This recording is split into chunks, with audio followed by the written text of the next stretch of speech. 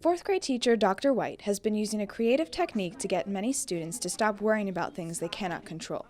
For many years, she has been using a worry jar in her classroom as an outlet for students' anxieties. The idea came to her years ago when her former student, Aaron Perez, was having a hard time concentrating in class due to his nervousness. He worried about every single thing. So one day I just came up with this ice cream container. I said, write down your worries and stick them in the jar, and then you won't have to worry about it anymore.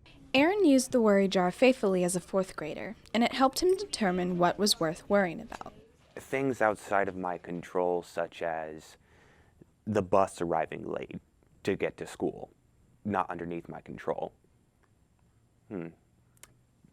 Things about studying for the spelling test or whatever test or quiz or pop quiz that we were going to have the next day, my responsibility. Dr. White didn't know at the time that years later she would need a worry jar of her own. When I had my accident, I was in a powered parachute. So we were taking off on the runway. A wind kind of blew the parachute, and I hit my head, and that broke one of the bones in my neck. The bone hit her spinal cord, which paralyzed her from the chest area down. Dr. White struggles to move her fingers and will spend the rest of her life in a wheelchair.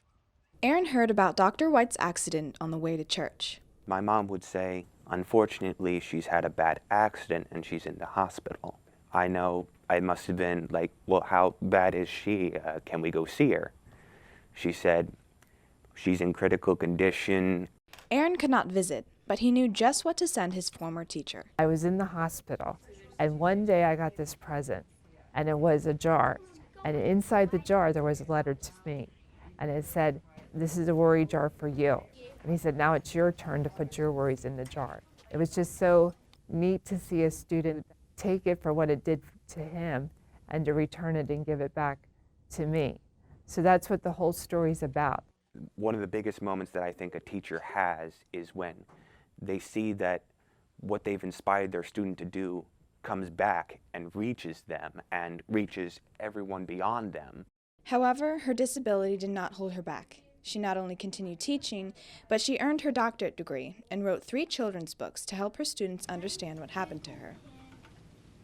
You know, a disability doesn't have to stop you. So I could still go on and do those things, and people could look up to somebody like that and say, I could do that too.